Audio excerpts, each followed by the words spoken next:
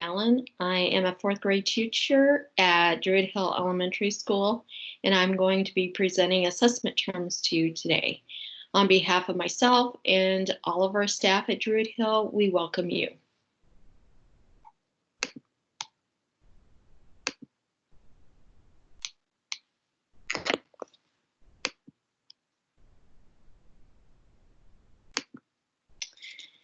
So we're going to start with two objectives. Our first objective is I will be able to recall assessment terms. Our second objective is I will be able to relate assessment terms to reading and or writing instruction.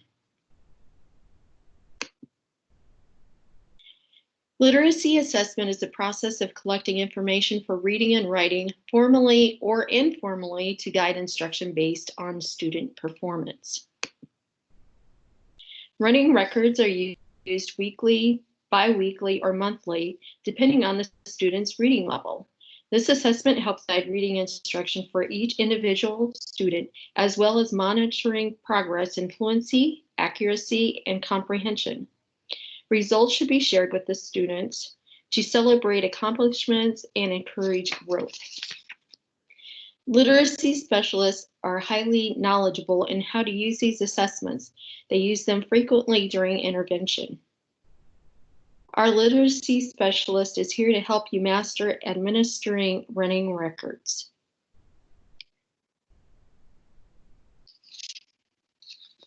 You can also use a writing sample at the beginning of the year to assess writing, and that is a writing rubric. Language assessment is the process of gathering information of a student's knowledge and use of language skills in reading, writing, speaking, listening, and comprehension. Druid Hill is a diverse school with a high English language population. Literacy specialists need to know how to provide instruction to all students. They are available to assist teachers in providing explicit instruction to English language learners. Our English language learner teacher administers the English language proficiency assessment, also known as ELPA, every year. This assessment has 10 domains in the areas of reading, writing, speaking, and listening. Although you will not be administering ELPA, you can design lesson plans with these rubrics in mind. You can also gauge where EL students are performing by looking at these rubrics. Here we have a reading rubric, and our goal is to make them proficient at a level 5. And since I teach fourth grade, I just put up the grade band of 4th and 5th grade. So in here we can see that we want the EL learners to be able to determine 2 or more main ideas or themes and explain how key details support the main ideas or themes in written text. Summarize a text. Respond to relevant questions and summarize key ideas about a variety of topics and texts. Gather information from written sources and summarize key ideas and information with graphics as appropriate.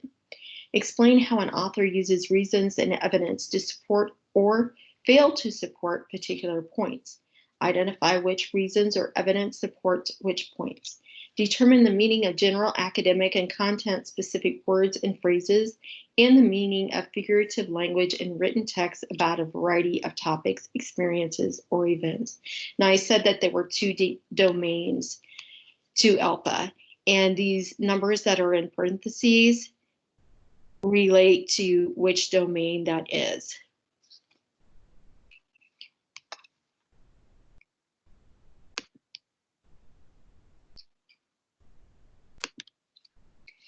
Okay, here is the writing rubric for ELPA, and we want our English language learners to be proficient, so we want them to be able to participate in extended written exchanges about a variety of topics and texts, build on the ideas of others and express his or her own ideas clearly, pose and respond to relevant questions, add relevant and detailed information using evidence, and summarize the key ideas expressed. Compose narratives or informational texts about a variety of texts, topics, and experiences, developing the topic with details and examples. Recount a detailed sequence of events with a beginning, middle, and end, Introduce and develop an informational topic with facts and details. Use a variety of linking words and phrases to connect ideas, information, or events. Provide a concluding statement or section. Explain how an author uses reasons and evidence to support or fail to support particular points. Identify which reasons or evidence supports which points. Produce and expand simple, compound, and complex sentences. Use relative pronouns and adverbs, subordinating conjunctions, prepositional phrases, and progressive and perfect verb tenses.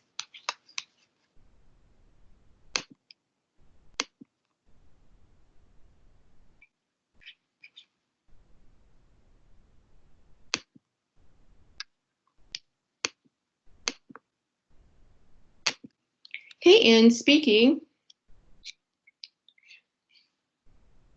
we want the English language learner to be able to participate in extended conversations and discussions about a variety of topics, building on the ideas of others and expressing his or her own ideas clearly, pose and respond to relevant questions, add relevant and detailed information using evidence, and summarize the key ideas expressed.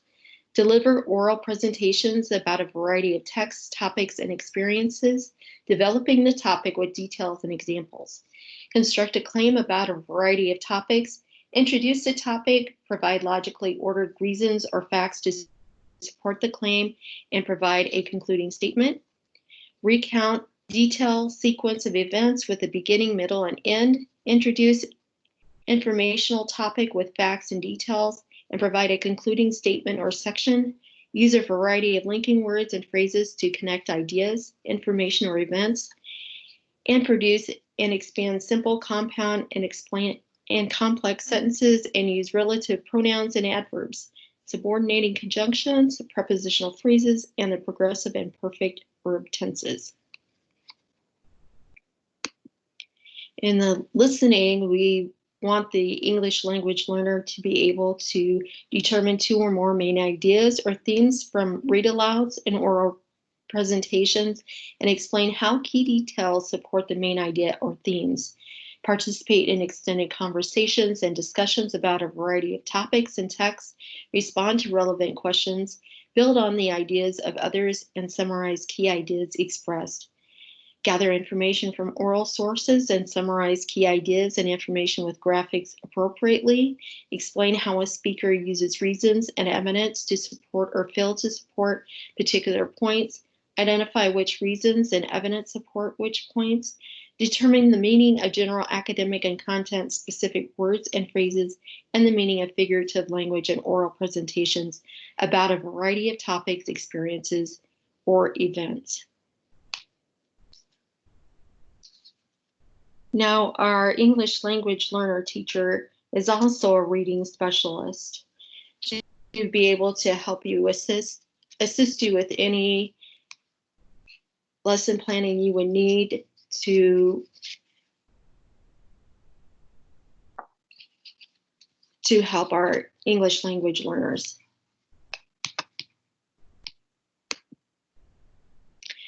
Diagnostic assessments are standardized subtests administered to identify specific strengths and weaknesses of a student in the areas of phonemic awareness, phonics skills, and fluency.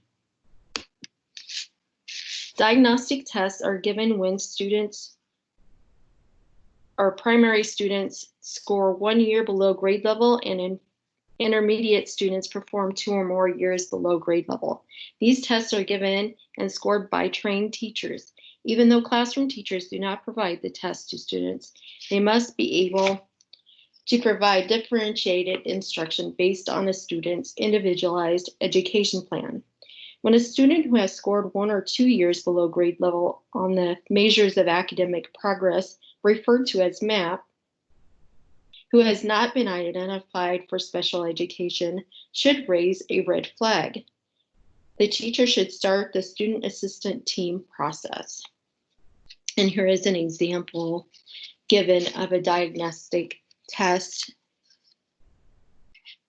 of prefixes and suffixes for assessing word structure analysis. Remediation is an informal process of reteaching a concept students did not learn previously.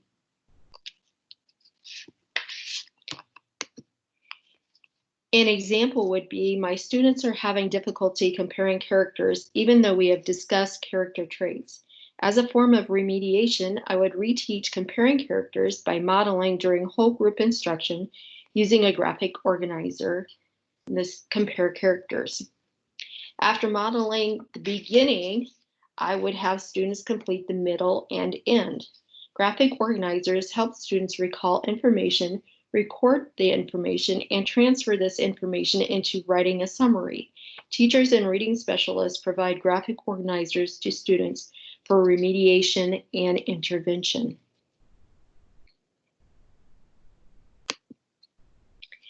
Intervention is a formal process of providing research-based instruction to aid students performing 1 or 2 years below grade level who struggle with specific skills.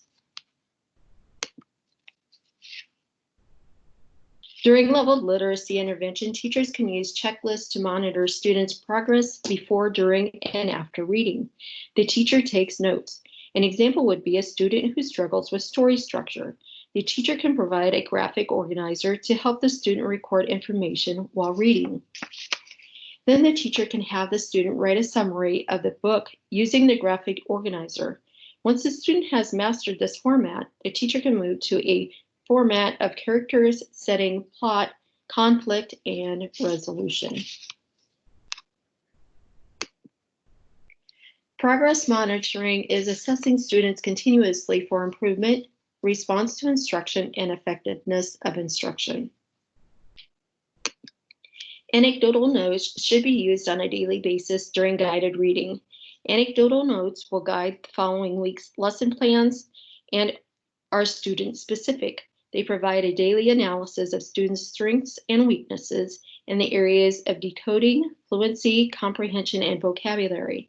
You are able to provide explicit instruction on the spot to the student and praise progress being made. Reading specialists use anecdotal notes in their daily instructions and are able to provide any advice you may need. This is the conclusion of my presentation on assessments. I hope you have gained valuable information. And I wish you the best year of instruction with your students at Druid Hill Elementary. Thanks again. Bye.